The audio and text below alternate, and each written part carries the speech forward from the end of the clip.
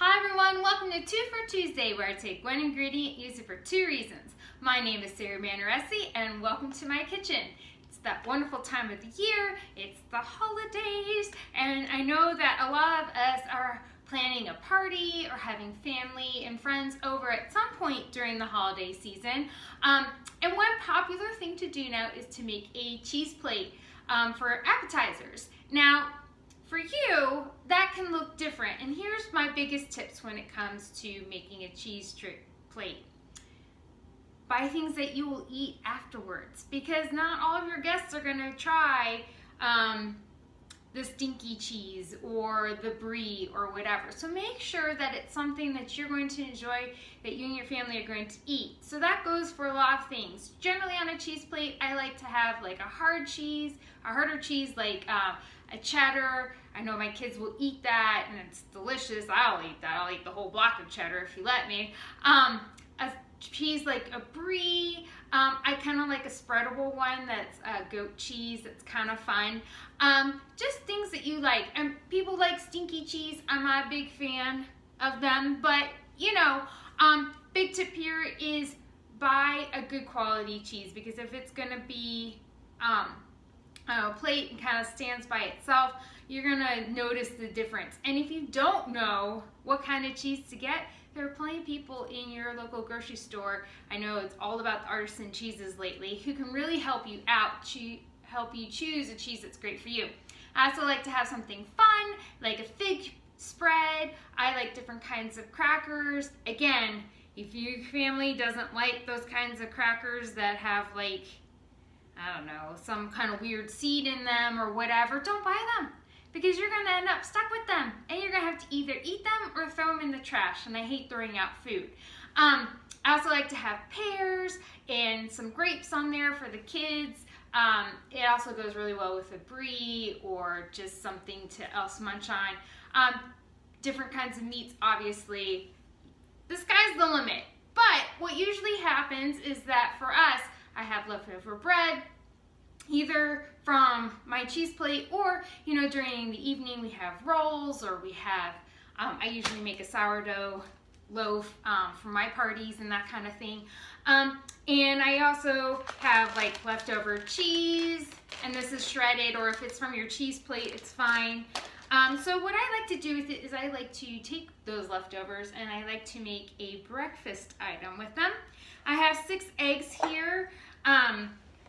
And then I also have, I usually use like a tablespoon of milk per egg. So I just kind of eyeball it. 3, 4, 5, 6. Really, I just count 6 seconds worth of milk for me.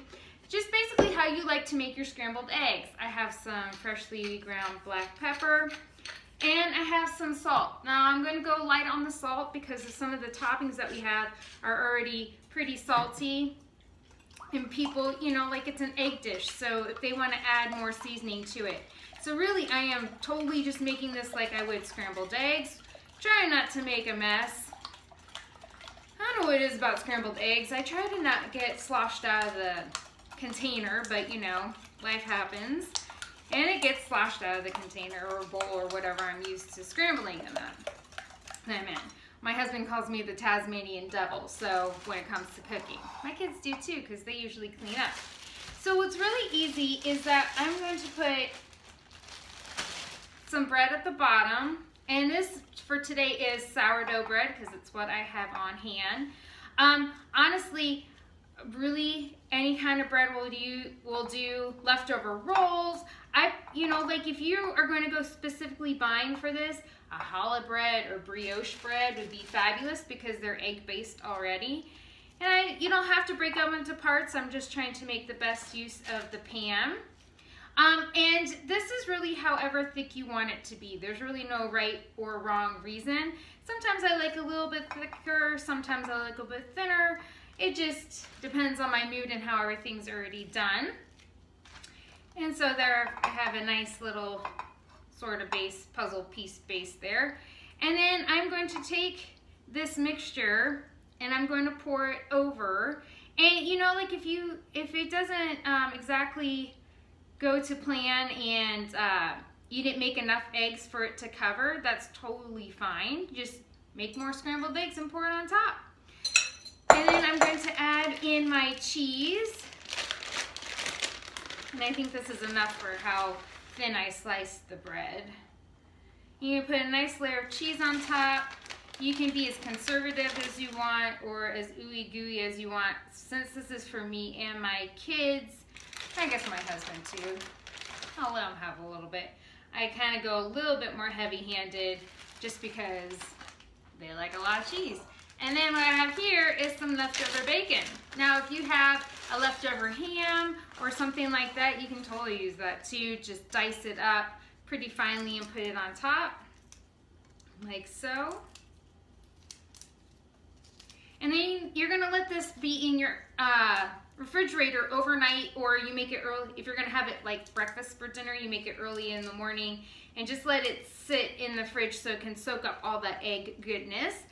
Then you're going to bake it at 350 degrees for about 30 minutes, basically until the knife comes out clean. It really just depends on how thick your bread is and how quickly that's going to cook all the way through. So when your knife comes out clean, that's when it's done. Generally speaking, I'd say about 30 minutes to an hour, just depending how thick it is.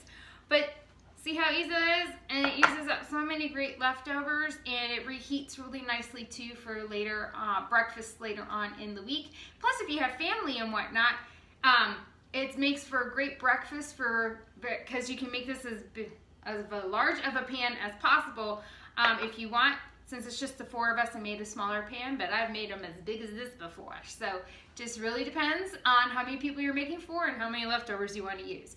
So I hope this has been helpful for you and your family for the holiday season. I hope you get a chance to make it. It's super good, super quick, and delicious. Hope you're having a great day, and I'll talk to you later.